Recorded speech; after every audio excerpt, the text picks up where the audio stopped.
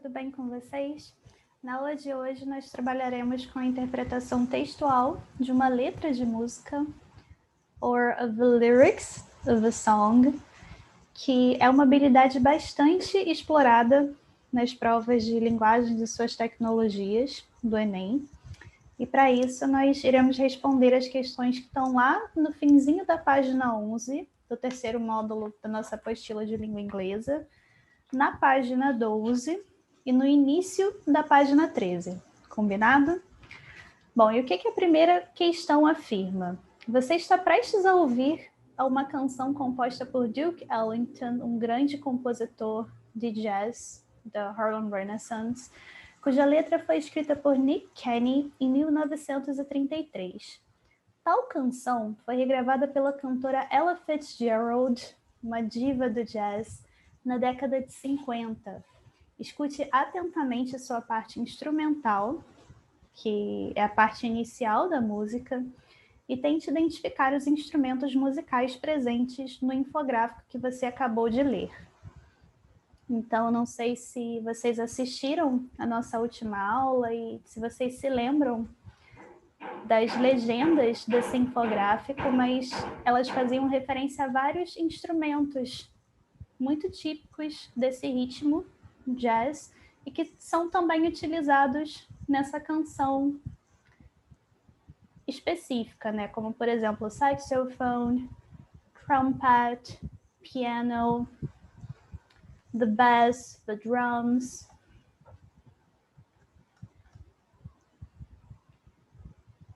Já a questão número 7 tem perguntas de interpretação da letra da música em si. Só a título de curiosidade, qual que seria a diferença entre music e song? Music geralmente se refere a um estilo musical específico, como, por exemplo, jazz music.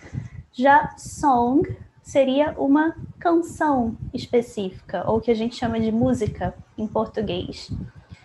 Já as chamadas lyrics são o foco da nossa aula de hoje, ou seja, a letra de uma canção específica, ok?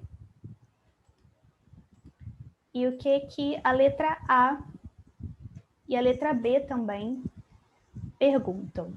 Qual a visão do eu lírico em relação ao bairro que dá título à música? E que palavras indicam tal posicionamento, seja ele positivo ou negativo? Então, de que forma que o bairro do Harlem, presente aqui no título Drop Me Off in Harlem, é retratado? Trata-se de um retrato positivo, negativo? E que aspectos léxico-gramaticais indicam isso nessa canção? Letra B. Que oposições e comparações o eu lírico estabelece com Harlem? Justifique sua resposta com expressões da letra. Então, antes de passarmos para a análise da letra, de modo a responder a essas duas opções, eu gostaria de chamar a atenção de vocês para o glossário dessa página, que já nos dá duas boas dicas de interpretação. Qual o significado da expressão ou do phrasal verb drop off, também presente no título? Essa é uma expressão que é utilizada para se referir ao ato de deixar alguém que está usando determinado tipo de transporte em seu destino. Já o termo Dixie, ou também Dixieland, é uma expressão basicamente utilizada para se referir ao sul dos Estados Unidos, que, como vimos em algumas aulas anteriores, foi a região do país que, na Guerra Civil, defendeu a permanência da escravidão, ok? O que também impulsionou o processo que ficou conhecido como The Great Migration, ou a grande migração para o norte do país, e para bairros como o Harlem. Então, que expressões que se destacam na letra da música? Eu chamaria atenção lá na primeira estrofe já, para o termo heaven, utilizado para se referir a uma espécie de paraíso no céu. E o que é comparado a esse suposto paraíso que há no Harlem. Quando o lírico da canção afirma "There's someone waiting there", quem seria esse someone, or that special someone? A pessoa amada, basicamente. E qual que é a função dessa pessoa na letra? Por que ela é evocada na letra da música? Quando o lírico afirma "There's someone waiting there", então tem alguém me esperando lá nesse bairro, "who makes it seem like heaven up in Harlem". Então é essa pessoa, segundo o lírico, que faz o Harlem parecer uma espécie de paraíso. Então, essa já é uma indicação de que se trata de um retrato positivo do bairro, né? Já na segunda estrofe, o que esse eu lírico afirma? Percebam que está em destaque aqui a expressão Dixie, que nós acabamos de ver, que faz referência ao sul do país. E o que é dito sobre essa região quando ele afirma "I don't want your Dixie"? Existe aqui uma negação desse sul, né? Como se ele dissesse: eu não quero esse sul que segrega afro-americanos. You can keep your Dixie. Então você pode ficar com ele.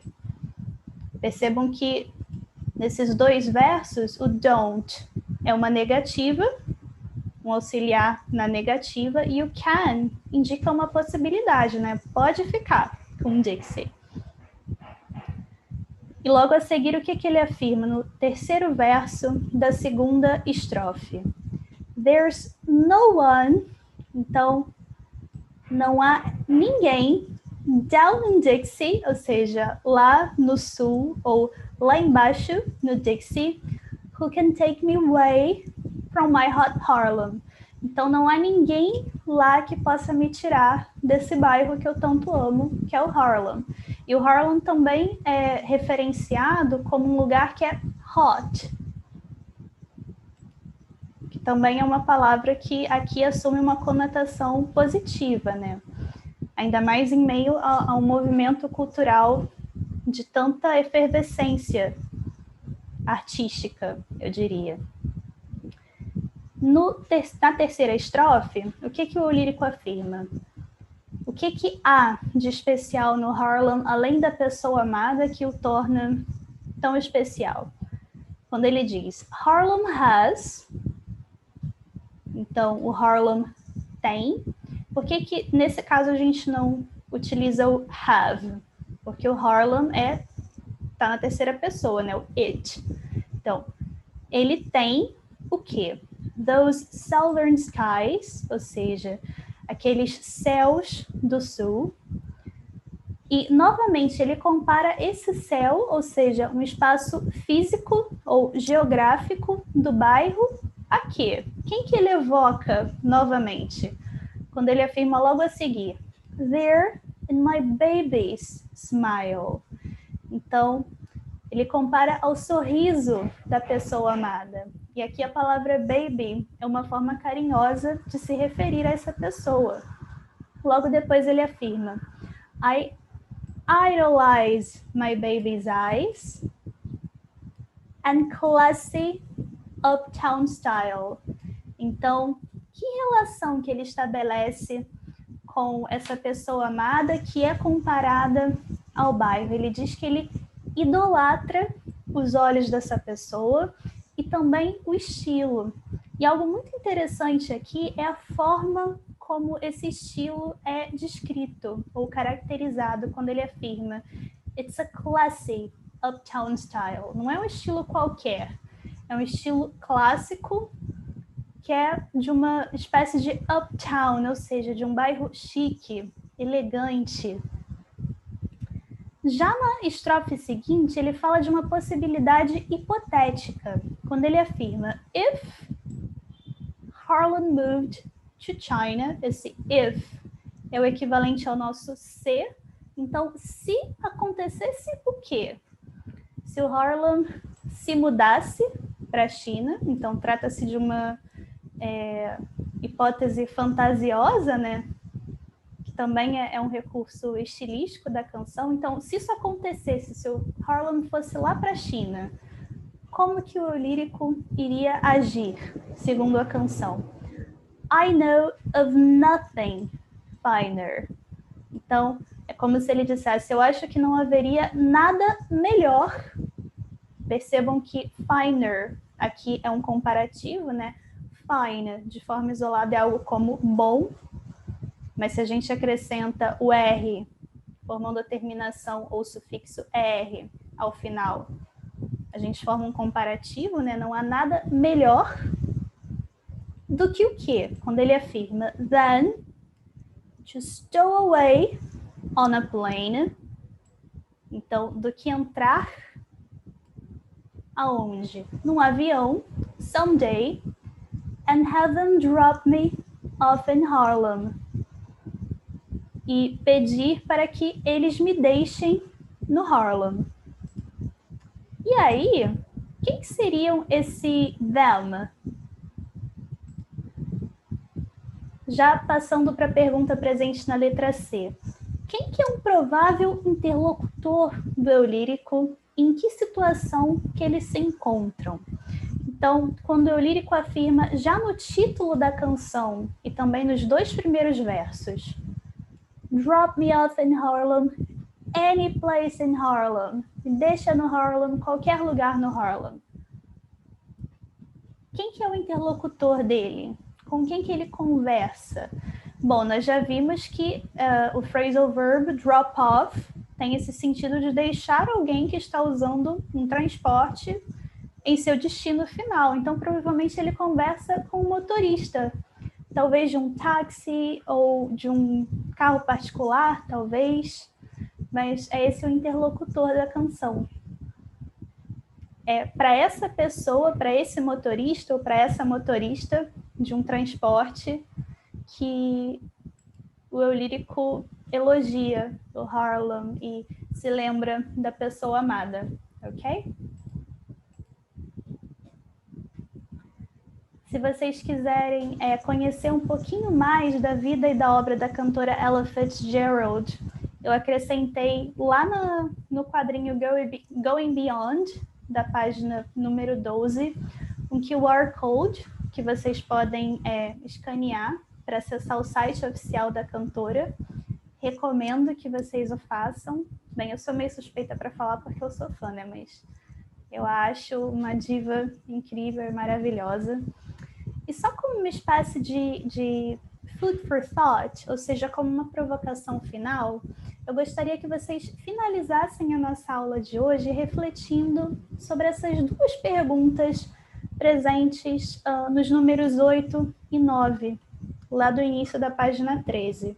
A questão número 8 afirma: há uma miríade de composições e textos que descrevem positiva e negativamente o Brasil, seus bairros, cidadãos, natureza, dentre outros aspectos. Você consegue se lembrar de algum poema, canção ou movimento literário brasileiro que dialogue com a temática da música que você acabou de ouvir? Se sim, qual ou quais? Então, que músicas ou que poemas ou que tipos de produção artística descrevem localidades e a natureza do Brasil ou de bairros do Rio de Janeiro, por exemplo? Eu consigo pensar em vários. Por exemplo, o poema intitulado Canção do Exílio, assim como a canção Drop Me Off in Harlem, fala do Brasil de forma idealizada, né? Quando o eu lírico do poema afirma: minha terra tem palmeiras onde canta o sabiá, as aves que aqui gorjeiam não gorjeiam como lá. É como se nenhuma localidade fosse tão boa ou tão incrível quanto o Brasil. E essa também é uma relação que é estabelecida pela música que a gente acabou de analisar hoje. Tem várias composições que eu conheço, gente. A canção Alvorada, por exemplo, gravada pelo Cartola, também fala do morro, né, do Rio de Janeiro de forma idealizada. Ele afirma que lá não há tristeza quando começa a alvorada, então também existe essa ode à localidade, esse elogio à natureza. Ele também faz referência à pessoa que ele ama. Enfim, há vários exemplos aí. E a questão número 9, também de cunho pessoal, tem o seguinte questionamento: se você fosse compor uma música sobre o seu bairro, a letra expressaria uma visão positiva ou negativa sobre ele? E por quê? Bom, nem todas as publicações ou produções existentes sobre a cidade do Rio de Janeiro, por exemplo, são positivas. Eu não sei se vocês conhecem, por exemplo, o Rap da Felicidade, composto na década de 90. Essa é uma composição de funk carioca que fala sobre a violência em determinadas localidades da cidade, né, nas favelas. Então, fica aí o questionamento para vocês. So, folks, por hoje é só. Se vocês tiverem qualquer dúvida, vocês já sabem onde me encontrar. See you next class.